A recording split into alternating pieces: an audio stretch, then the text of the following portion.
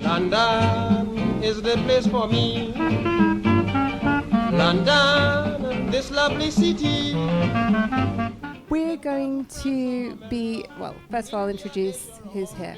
Valerie Brown, who is also my mother and was interviewed in a book that I put out last year. She just finished coming off a mayoral run for London Mayor 2021. So she was running for a party called Burning Pink, whose advocacy is for citizens' assemblies instead of politicians running our lives. So we also have Celeste Bell, who we're so honoured to have here. Thank you. She's the daughter of the iconic Queen of Punk, Styrene, and she has just finished, put out a film called I Am a Cliche, which you must see. You can download it on YouTube or I think it's Now TV, or you can Google that. Modern Films. If you go to modernfilms.com, there are lots of different ways you can watch the film. Yeah. Absolutely sublime, must see about her mother's life. So these two are going to kick off a conversation which is around Windrush, because of this book that I put out. We are hosting some conversations around Windrush, and this is one of them. So over to you. Thank you, Bryony. I just want to say that it's just so lovely to meet Celeste. She's a girl after her mother's heart. She's great. And the documentary that she's made about her mother's life is absolutely stunning. Total must-watch. It's informative. You learn a lot about the history of London and the UK to some extent. Her mother was truly a very inspirational person.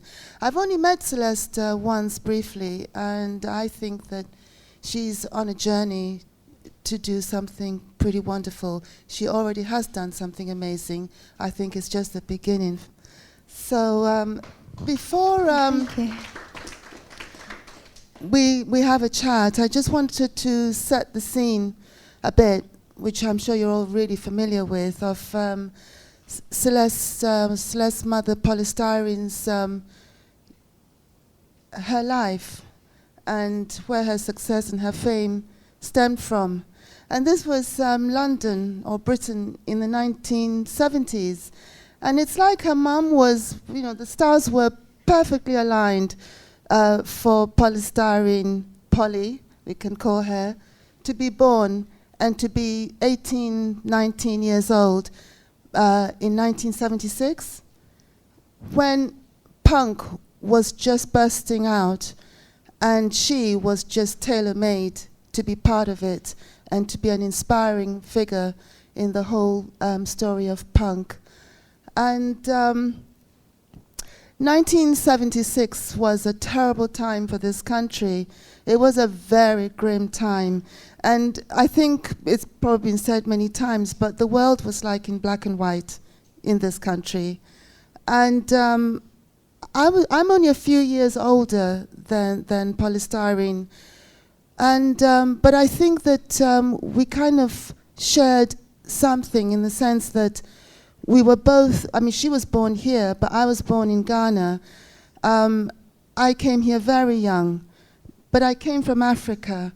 And so it immediately made me somebody who belonged even less than most Caribbean people who were born here or even came to live here.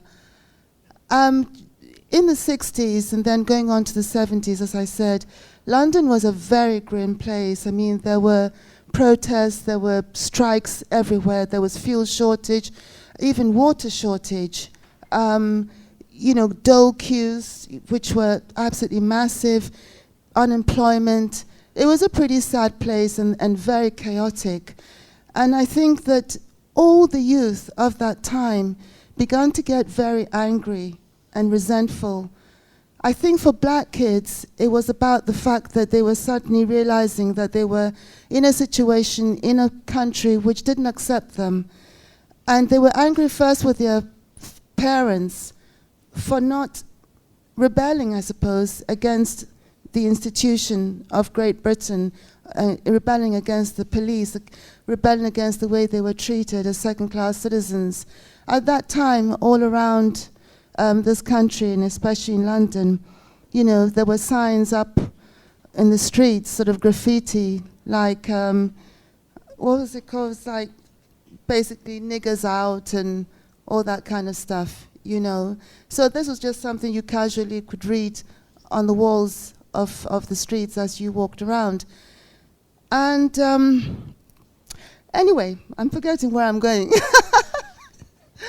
But basically, London and UK was a very grim place in the 1970s. And the youth, black and white, because there were poor people whose lives were pretty miserable as well. Bad wages, as I said, unemployment, and there was no sense of hope. And I think someone said that when hope dies, action begins. And I think that's where it takes us to polystyrene and the punk movement. Action begun. So, Tweety, so I wanted to ask you anyway, first of all, that this documentary you've made, can you tell me the story of how it came about? Yeah, so in 2016, I embarked upon this project, and it really started off as a book project. So I inherited a large archive of my mother's artwork. So first of all, I don't know if everyone here has heard of polystyrene. Like, do you need some background information? Yeah. So my mum was the lead singer of a punk band called X-Ray Spex. She formed the band in 1976 after seeing the Sex Pistols play at on Hastings Pier. And she was one of the early kind of audiences of the Sex Pistols. This was before they were big, and it kind of inspired her to go into punk herself. Before that, she'd actually released a single as a solo artist. It was like a pop reggae single called Silly Billy. And my mum was born in South London. She grew up in Brixton, and she was biracial. My grandfather was a Somali seaman, and a lot of her work was looking at issues surrounding identity, which in the 70s wasn't as big a topic or as relevant. Let's say it was relevant, but it wasn't as spoken about as it is today. I think that's how a lot of people have younger people have come to know polystyrene today, is through her work around identity. She also wrote many songs about consumerism, and a lot of her artwork was based on the kind of changing society at the time as she saw it, and the kind of transition from industrial Britain to this kind of hyper-consumerist, post-industrial, postmodern reality that we're now living in. So I started in 2016, just sort of archiving her artwork. She did all the artwork for the band, and there was a lot that I discovered that I didn't realize how much she had done. I kind of always assumed there was that the band had an artist, or the label, the record company would have done a lot of the artwork, but actually she did everything. She designed the posters, flyers, LP covers, etc. And so I decided to put all of that material together into a book format, and that was really how the whole project started. And very soon after that, after kind of having my first meeting with the co-writer Zoe Howe, we met Paul Sung, who was looking to make a film he was interested in making a film about my mum. I wasn't initially going to be director, but after about 2 years working together, I decided that I wanted to be the co-director. And he didn't have much choice but to agree, and here we are now, 5 years later. Actually, I had something I want to ask you because what I was saying before is that, I came from Ghana to this country, and there was this extra layer of not belonging because I wasn't part of from a West Indian background, even though I'm half Jamaican, but I was coming from Ghana. I mean, in the my story is in the book that Bryony has done, and like your mum, I wasn't nervous about the fact that I was a young black girl in London in the 60s and 70s. I think I just had, like her, sort of innate sense of self-confidence, and that's where, and I think the fact that we were coming from, in a sense, from Africa, I think that helped us a lot. And then the not belonging, because I think we weren't cliquey. We had to develop our own sense of identity, right? And I think that your mum, because her father was also African, she might have, I feel somehow, have experienced that feeling of not really being part of the West Indian community that was here, because it was very particular. And if you weren't, like coming across sort of speaking, West Indian dialect, patois, whatever, you were also kind of an outsider. So like me, I feel she was an outlier, right from the start. So that sense of not belonging was really deep. Obviously, at that time, a lot of people felt they needed to find belonging as well. They needed to find meaning and hope and so on. But I said there's this extra layer.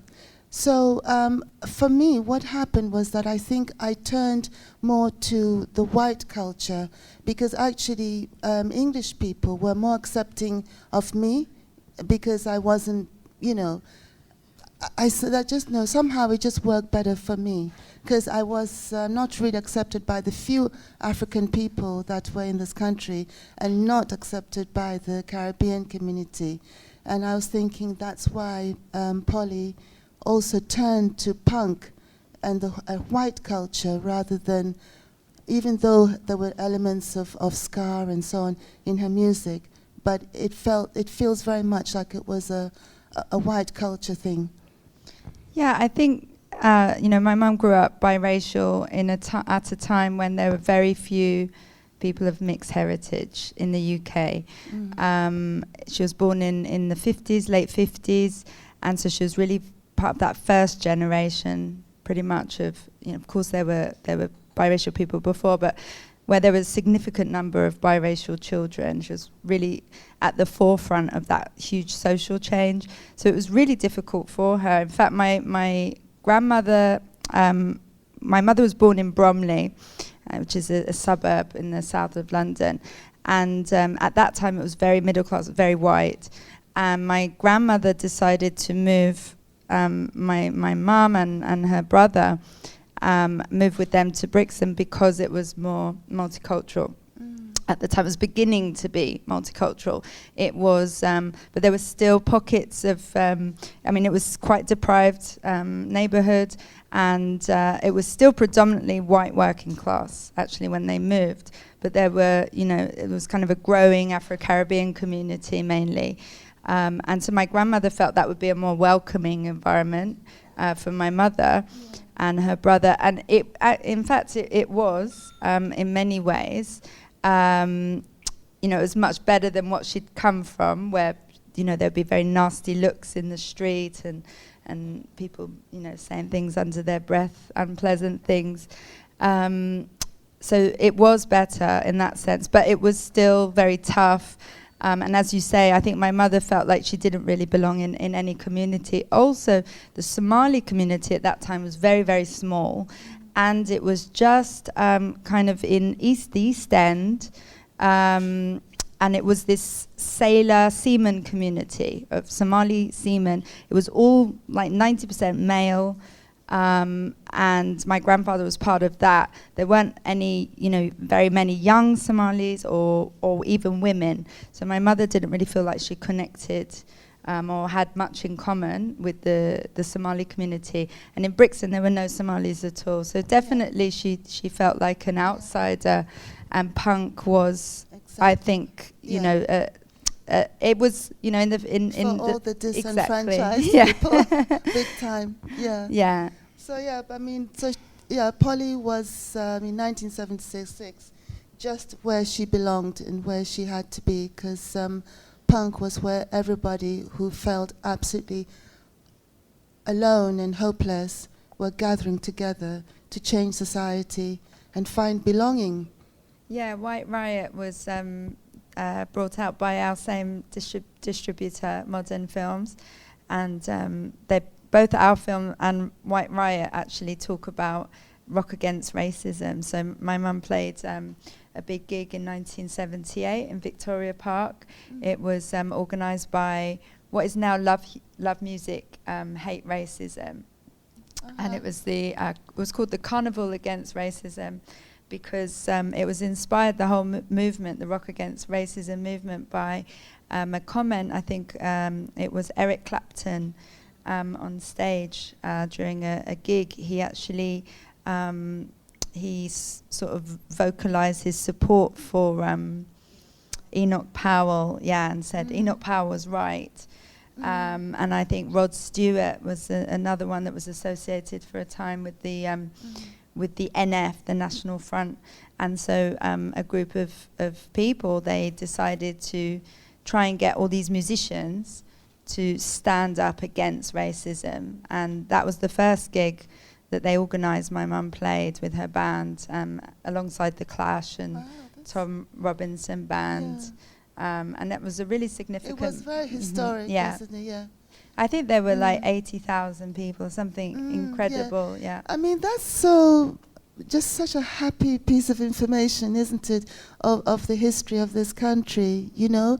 I mean, there was a time, I mean, like, young black people in the 70s, and that's what, well, where's the book? You know, talks about the generation before, the parents of the children of the 70s kind of thing, who came to accept, you know, how they were brought to this country, a bit disrespected, but they fought through and they made a life for themselves with the firm, I think with a sort of an optimistic feeling that even though the reality of being in this country wasn't all that they imagined it to be, but there was still, for that generation, some kind of innate deep belief that the motherland was still working for them, was on their side. But their children felt very differently about it. But it's so nice to know that even though the second generation of West Indian kids got so angry and pissed off with their parents and with the system, but also that the white kids were also experiencing the same thing, they influenced one another, and hence you got, you know, rock against racism, and later on there was two-tone as well, you know. So when people share the same problems, and that's why I love the fact that black or white, people did come together and support each other to some extent. But then you got people like Enoch Powell come along with his stupid speech and fuel, you know, the sort of stupidity of actually not the many, but the few. But still something grew at that time, because as young black people were getting angry and starting to protest, the white people who weren't very sort of enlightened couldn't handle it. So it just brought out their racism, you know. So then a clash begun with the National Front and all that stuff, you know. Yeah, the Rivers of Blood speech, it was particularly, you know, for mixed race people as well. It was almost targeting you know, the idea of racial mixing and what that would mean for Britain, for, you know, for true racists like Enoch Powell. It was a really worrying concept.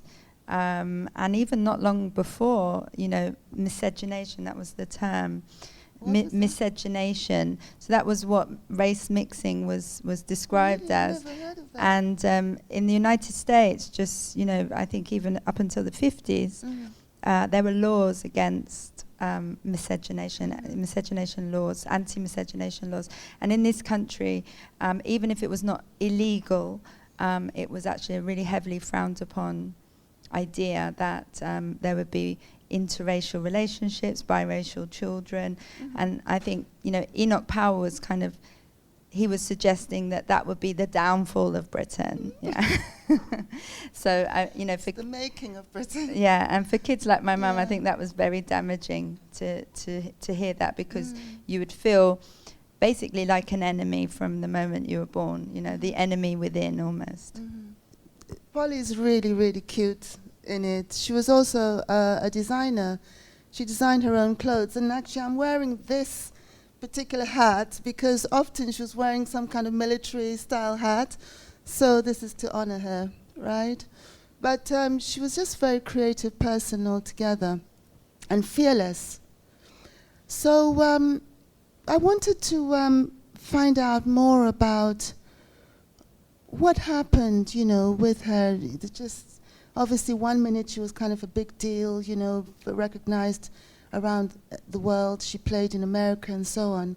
But then suddenly she seemed to disappear. Did she disappear before punk suddenly just kind of went dead? Because almost like with I think the moment when the Sex Pistols broke up was beginning of the end of punk. I mean, I know that in a way it morphed into something else, but it never was that. Was that something to do with why polystyrene just stopped, or was it something else?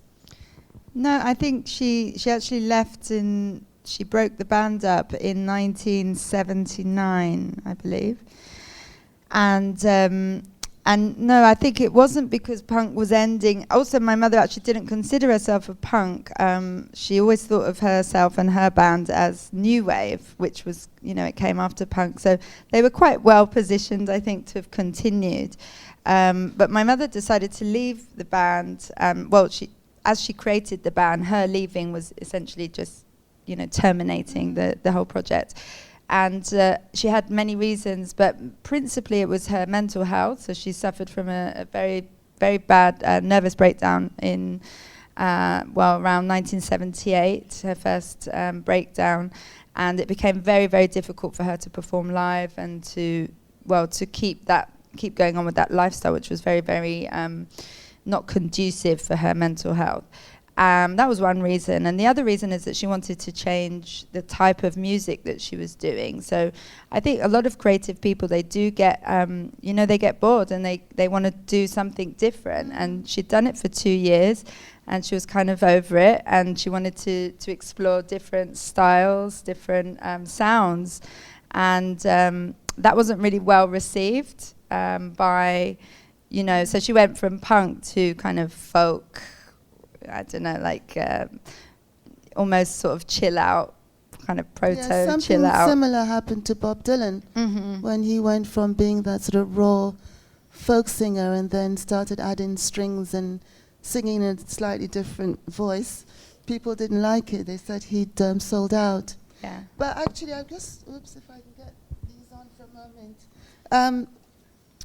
I think that when other punk bands were generally singing about bringing down the system, overthrowing the status quo kind of thing, it was just a general thing, like, we want to just destroy, what is there. We just want to start something new. But it wasn't exactly defined. The Sex Pistols, sang about, like that whole piss take about the Queen, which was incredibly brave, but it was just bringing down the system, which is something I have to say that my party talks about quite a lot. But polystyrene, on the other hand, she seemed to have she was way before her time, really. I mean, this is some of her lyrics, right? I don't know which song this one is, but I wrote this, which says, "My mind is like a plastic bag that corresponds, to all those ads. It sucks up all the rubbish that is fed into my ear. I eat Kleenex for breakfast and use soft, hygienic Weetabix to dry my tears." I mean, she already sussed out the whole consumer society thing, and she was so young. And I don't think at that time there could have been many people of 19 or whatever, you know, concerning themselves with the fact that the world was going from a natural environment to something plastic, which, and in fact there's another one here where she actually says genetic engineering could create, genetic engineering could create the perfect race, could create an unknown life force that could exterminate us. It's all very tempting. It's all very tempting. Will biologists resist? When he becomes a creator, will he let us exist? I mean, I'm sorry, but I find that absolutely so forward-thinking for a teenager, you know. So she was extraordinary. So anyway, I don't know how much time we have. I have some questions for you. You do. Yeah. I'm already ready to answer you. I think it's really interesting, sort of the relationship between counterculture and punk, you know, was just one of many countercultural movements, and social change, and what is the corresponding kind of the relationship between the two. So I guess you lived through, obviously you lived through punk and probably flower power, the hippie movement. That also inspired my mum actually to a great extent. She was, as a child, she was really influenced by what was happening in, you know, San Francisco and what was happening in America. I think really did, it really inspired her a lot. So have counterculture scenes such as flower power and punk really been vehicles for social change, would you say? Yeah, this is a question close to my heart. You know, obviously I have lived through these revolutions and protests, rebellions, and it has definitely helped shaped me into who I am now. And who I am now, to my surprise, is somebody who is willing to stand up to the system, which I feel really passionate about. Just very quickly, just to say that because we are in a terrible climate collapse, and we have to really stand up and fight for our planet. So that's kind of where I am. We're the first rebellion in 2019, April 2019. I know that I sort of became aware of the climate crisis, I think a year and a half or so before Extinction Rebellion came along. But I wasn't hearing about it. I mean, I saw a couple of documentaries and I read a book, but I wasn't hearing about it out there until the 2019 rebellion, when actually, apparently after that, 80% of the people in this country believed that we were in a climate crisis and a climate emergency was declared. At least Extinction Rebellion did that. But having said that, they're still battling to get, obviously, even 1 million people ready to stand by their side and just say, we're not standing, you know, to watch everything collapse. They're still struggling. But what makes me sad in a way is that although they're very inspiring, all these protests and rebellions of the 60s and 70s, but even when I think about something like the civil rights movement, you know, people like Martin Luther King, Malcolm X, and so on, Gandhi, you know, they did great things in their time. They moved the story forward. They created change and moved people's lives to a better place. But the saddest part of all of this is that no matter how hard they fought, the system is the same. The fundamental system that we live under, which is not geared really for deep change, remained the same. And so, even though it has made some difference, and are pockets of societies that have been influenced and inspired by these protests and revolutions and so on, But not only does the system continue to win, and actually the protesters are fed back into the system most of the time. So the outcome is that we are constantly losing because it's bigger than, you know, even the great activists and protesters that we've known. So I feel that, yeah, that's how I feel about it. Do you think maybe, you know, large corporations, for example, tend to co-opt these movements in a way, and you know, and there's this whole idea now of greenwashing, for example. You know, so do you think it's possible to resist that type of, you know, corporate attempt to, you know, use like grassroots movements for their own benefit? You see the temperatures in parts of America the last 2 weeks or whatever. It's off the scale completely, never ever seen before. And this is just the beginning. And there are warnings, you know, constantly. 1.5 degrees is already locked in, and possibly more. We're heading to almost 500 parts per million of carbon in the air. We're way past, you know, our carbon budget. It's grim. And but that's not to say we should give up. It just means we need to fight. That's all. And also, direct action doesn't have to be violent. Going back to polystyrene and, you know, the punk generation, the rock against racism, the student protests, you know, 60s, 70s.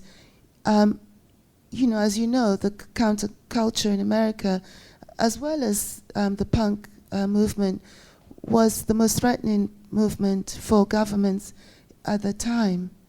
So people were on the move, reacting to something that they wanted stopped or to change. We have to do this ourselves, and don't let them fool you, because it's not about what you can do as an individual. That time is long past. We have to act collectively now, because we have to be an army against the system, because they're not going to change. We have to force them to change it. So don't feel guilty if you don't do your recycling, because it's just tinkering. It's every time movements become big, they become threatening to the system. They have to be stopped, and it's happening again right now. The punk movement was stopped by the government and you know, the police and so on, and obviously civil rights and so on. Right now, you know, Priti Patel, our dear Priti Patel, is coming out with all sorts of laws, new laws, to stop people from protesting. I mean, if we can't protest, you know, what are we? We're just kind of zombies that just sit back and allow the governments to do whatever they want. They don't have a great track record. So we have to be able to protest. It's the only thing we have. At the moment, it's a very challenging time to try to create change, because the government is doing all it can to really stop it by increasing prison sentences and so on. And to some extent, they probably will win. The only way is for more people to rise up. I hope I've answered the question, because I do get lost sometimes. Yeah. No, I mean, the bill has passed, you know, the bill to basically make protesting... Has it actually been passed? Yes, I believe so. Wow. So, yeah, terrible news. Kill the bill. Yeah. Very, very dark days, actually, that we're facing in that sense. Yeah. So I think you mentioned when we met, actually, the last time, that it was important for you that the movement against or to, you know, prevent the collapse of the environment or the climate collapse is youth-led. And why do you have that perspective? I always say to people, again, you know, that when I was a teenager, there were protests all around the world, and they were all youth protests.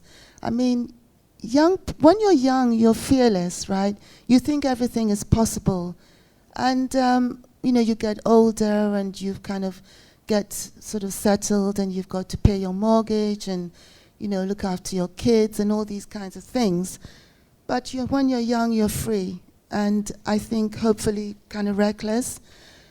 But also at this point in human history, which is the darkest point ever, the future of young people is completely in terrible, terrible danger.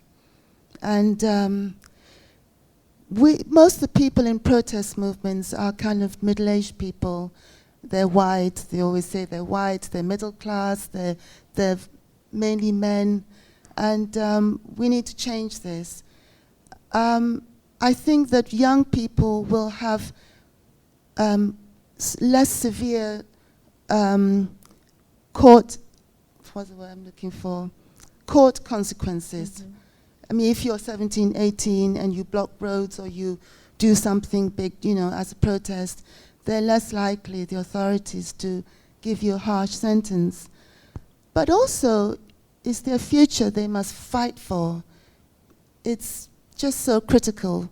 But I think the problem is that although sometimes there are pockets of hope, but we live in a society that has, for the best part of, a century or 70 years or so, managed to feed us so much rubbish, so much bling, so much stuff to make us believe that if we can, especially for young people, if they can own the latest Nike trainers or latest iPhone, that they're on the path to being part of some kind of successful world,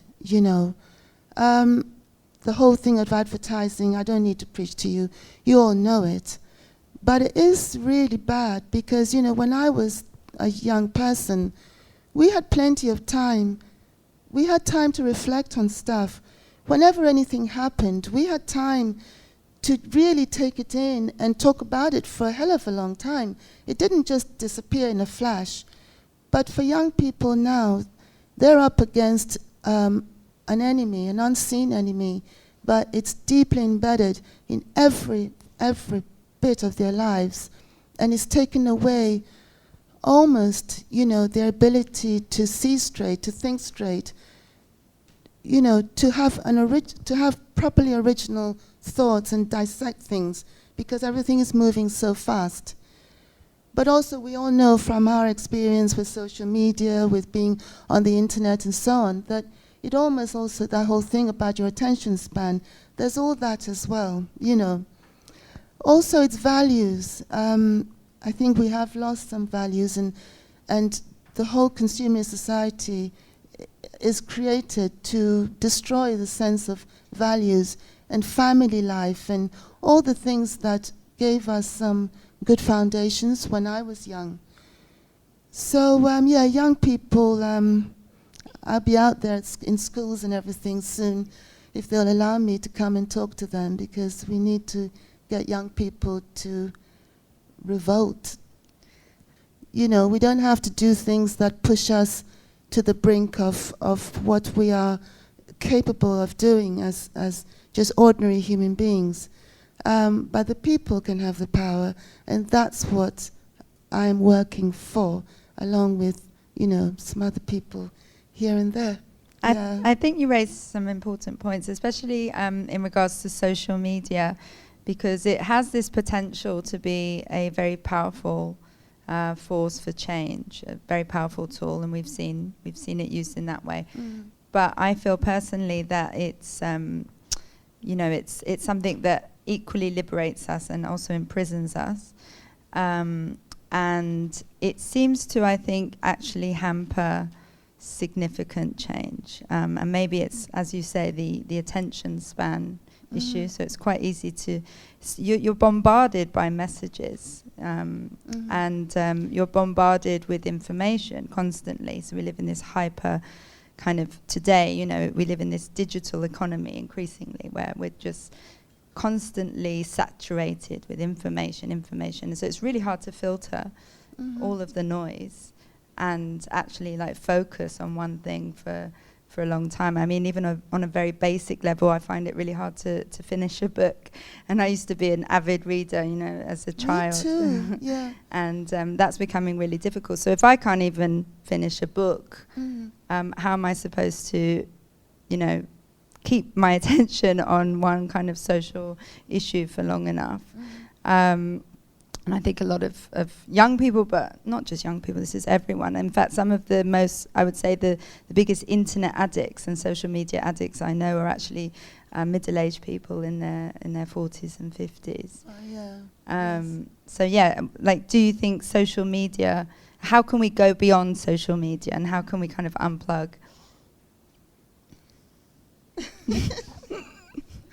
I feel like putting that question out to all of you because I've only got one thing to say about that is the world would be, I mean, a better place without it. A long time ago, maybe about 15 years ago, I had this idea for a film that, a very ill-formed idea, but that one day, suddenly, like, the world, I always had imagined that all that the internet stuff was somewhere floating in the ether, and there's some kind of lightning or asteroid or something hits it, and the world just loses all that connection, right? And basically, we're kind of plunged into a kind of darkness, because everything is run through these technological thingies, whatever the word is, and we have to, and imagine the chaos, the fear. You know, I just was loving this idea that everything was taken away from us, all that technology. And, you know, and children to begin with, like initially, sort of a bit, you know, chaotic, discombobulated or whatever. But children start to find a new way of relating to the world and to each other and to people. And it all gets really just really fulfilling for them. They become just more grounded and happier. And then obviously it hits the adults hard, but eventually they kind of start to adjust. And, you know, I don't know what the ending was, but I like that story. So that's how I feel about it. I think social media and all that is dangerous. Yes. I think it's a great story. Thank you.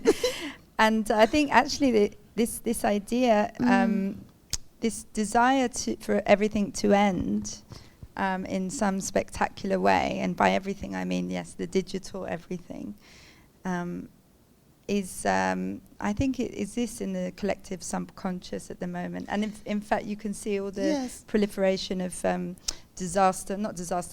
movies like apocalyptic films they're extremely popular on TV series, whether it's the zombie apocalypse or it's, you know, The Road or The Children of Men. The real story of the apocalypse that's coming our way, you know? So I definitely think she had fond memories, but then she had as many bad memories as fond memories. So I think she was glad that she got out when she did as well. But she never stopped making music. That's the thing. She just got out of that machine, you know, that kind of horrible fame machine that kind of eats you up and spits you out. And, you know, she wasn't even that famous, but she got a touch of that, and it was, she didn't like it. She ended up joining the Hare Krishna movement and had a wild, you know, and I had a very wild childhood thanks to that. But that's a long story. And I think she was really happy that she did that. Like, so she didn't just leave a band and leave, like, you know, the entertainment industry. She also left society and completely dropped out.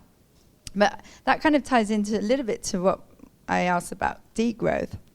Because the Hare Krishnas, they had this idea that they would create these, like, farm communities around the world, and where everyone would be self-sufficient, and it was all based on, like, cows, because it's like Hinduism, and so the economy of the farm would be based around milk production.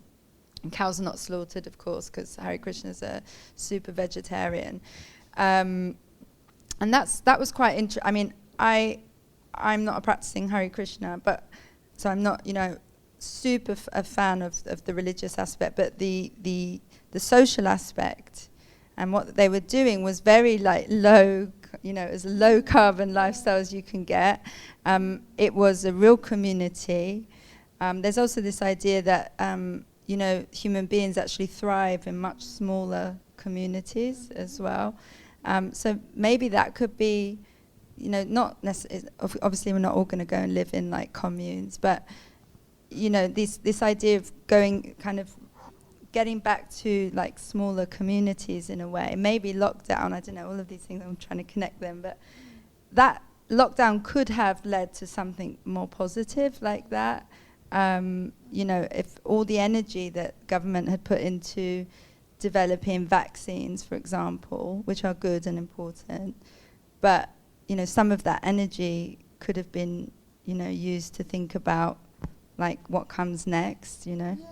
I remember going to see the day after or whatever, and I was so scared to see that film because I thought, my God, I'm not sure I can handle the story. But I saw it and it didn't feel at all as if we were in any real danger from, or if we were, the way they did it, it just didn't move me or touch me or make me feel I need to change my lifestyle or whatever.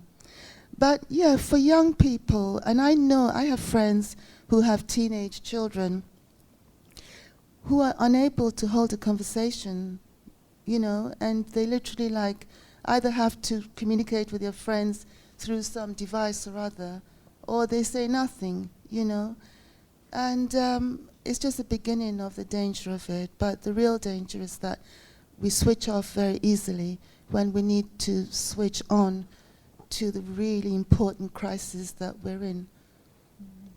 Yeah, that's a really good point. Mm. And I don't know if you know anything about degrowth, but would you consider this to be, because I'm quite interested in this idea at the moment, a potential antidote to hyper-consumerism? Absolutely, 100%. We need to change the way we live completely. And if that's degrowth, then so be it. The only way that we can begin to see a future ahead of us is to give up the life that we live now. But the life we live now is the life that's been foisted very strategically, manipulatively on the human race for at least a generation, at least 100 years, sorry.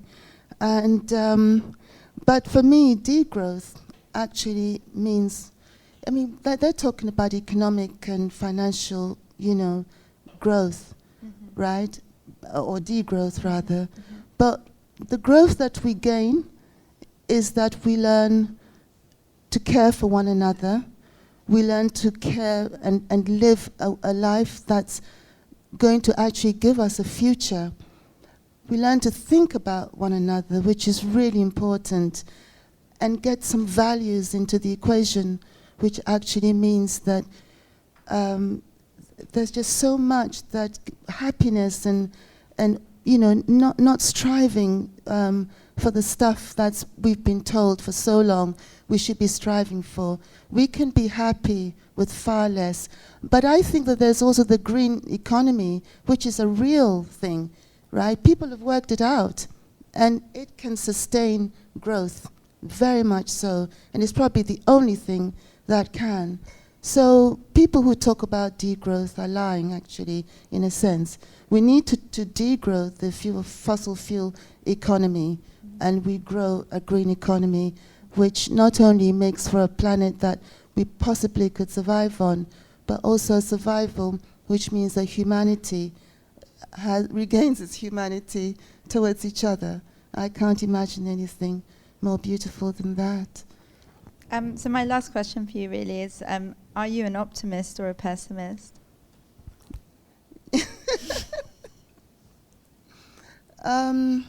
in light of everything that we've been discussing? Yeah. Okay, well, I have to say that I cry a lot. I've been crying a lot the last 3 years or so, since I realized where we're at and what we've done. Yeah, ultimately I have to be an optimist to do what I do, because otherwise I just sit at home and watch Netflix and, you know, start drinking beer or something like that. No, I mean, human beings, that is our thing, isn't it? And I guess maybe other animals too. We just not bothered to find out enough about them. But I think we don't give up till the very end. And yeah, I think that's how it is for me and for most people, if the government would actually bother to tell the truth and let people know that we are in a crisis that we can never come back from if we don't do something about it now. Governments just don't understand how powerful we could be if we all came together like we did then, because we've got everything to lose. Little girls should be seen and not heard. Oh,